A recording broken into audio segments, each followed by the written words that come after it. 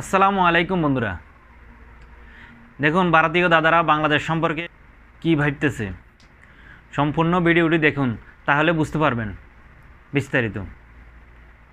দেখতে থাকুন ভিডিওটি। अगर आपसे कोई कहे दुनिया में सबसे ज्यादा मैन्युफैक्चरिंग कहाँ होती है, आपका जवाब होगा चीन में। और ये बात सही भी है। दुनिया में सबसे ज्यादा सामान जो इस्तेमाल होते हैं वो मेड इन चाइना होते हैं। लेकिन मैं आपको ये बता रहा हूँ कि आने वाले समय में शायद मेड इन चाइना की जगह मेड इन बांग्लादेश ले लेगा। हैरान मत होइए, मैं सही बात कह रहा हूँ। चीन की कंपनियां बड़े पैमाने पर खुद बांग्लादेश जा रही हैं, चीन से अपना कारोबार समेट रही हैं और बांग्लादेश में जाकर के अपने कारोबार को शुरू कर रही हैं। इसका कारण भी है। कारण यह है कि चीन में अब पूरी की पूरी जो प्रोडक्शन कास्ट है बहुत महंगी हो गई है। वहाँ पे मटेरियल महंगा मिल रहा है, वहाँ पे मजदूरी महंगी हो गई है। हालत ये है कि चीन की वो फैक्ट्रियाँ जो पहले अपने कारीगर को 2000 युआन महीने के चीन में दिया करती थी, वो केवल 250 युआन बांग्लादेश में देकर काम चला रही हैं। अब देखिए कितना अंतर है।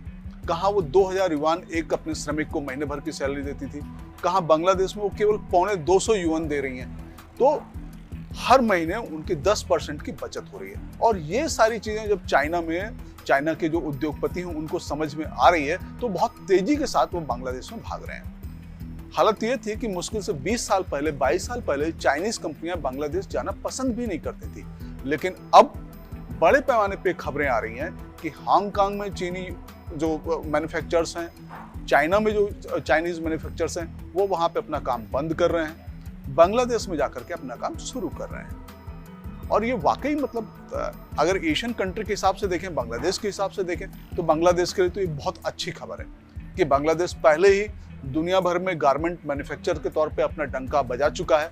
दुनिया भर के सारे बड़े ब्रांड इस समय बांग्लादेश में बनते हैं और विदेशी ब्रांड की कंपनियां उनसे टाई अप करके वहां पे वो सारी चीजें बनवाती हैं।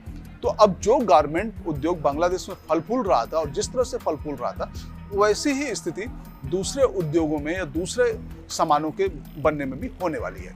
जैसे चाइनीज कंपनीज जो बड़े पैमाने पे विग बनाती थी, वो बांग्लादेश जा रही हैं। जो चश्मे बनाती थी, वो बांग्लादेश जा रही हैं। यहाँ तक कि कुछ ऐसी कंपनियां भी जो और दूसरे मैन्युफैक्चरिंग में थी, इलेक्ट्रिक मैन्युफैक्चरिंग में थी, कंप्यूटर मैन्युफैक्चरिंग में थी, वो सारी की सारी बड़े पैमाने पर बांग्लादेश जाने की योजना भी बना रही हैं।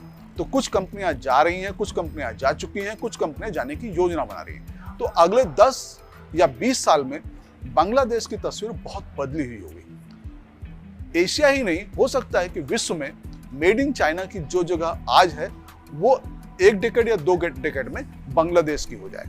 हम जो इस सामान इस्तेमाल करें वो मेड इन चाइना की जगह मेड इन बांग्लादेश हो। और ये बात सही है कि आदमी को जहां सस्ता श्रम मिलेगा, सस्ता लेबर मिलेगा, सस्ता इंफ्रास्ट्रक्चर मिलेगा, वो वहीं जाएगा। और बांग्लादेश की सरकार इस समय बड़े पैमाने पर बाहर से जो भी उद्योगपति आ रहे हैं या बाहर से जो भी इन्वेस्टमेंट हो रहा है, उनको बहुत आसान तरीके से इंफ्रास्ट्रक्चर दे रही है, लेबर मुहैया करवा रही है और जो भी हर्डल्स हैं वो सब क्लियर कर रही है। और वहां जाने वाले उद्योगपति ये भी कहते हैं कि बांग्लादेश ऐसा देश है जो किसी भी एशियाई देश की तुलना में सबसे कम करप्ट है। यानी कि वहां पर अगर आप कोई यूनिट लगाने जाइए, कोई फैक्ट्री लगाने जाइए, तो वो बहुत कम समय में लग रही है और उसमें जो लाल फीताशाही है, वो सारी चीजें बहुत कम आड़े आ रही हैं। और केवल ये ऐसा नहीं कि बांग्लादेश में चाइनीज कंपनियां ही जा रही हैं। बांग्लादेश में चाइनीज कंपनियों के जाने से पहले बड़े पैमाने पर भारतीय कंपनियां वहां पहुंच चुकी हैं।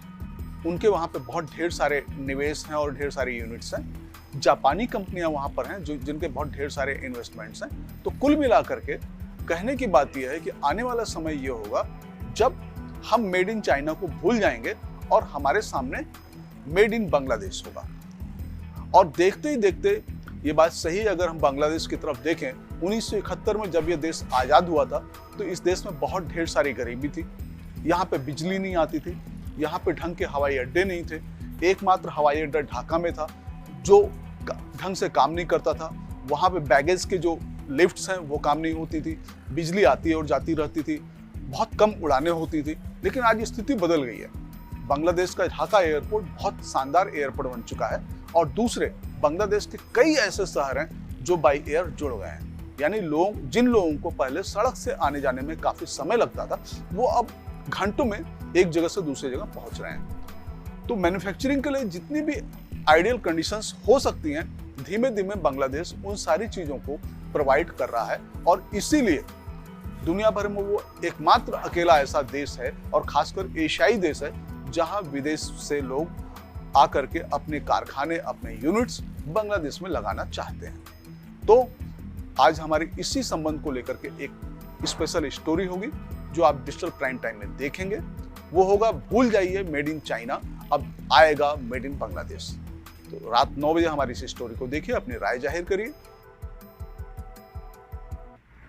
সবাইকে অসংখ্য ধন্যবাদ ভিডিওটি দেখার জন্য।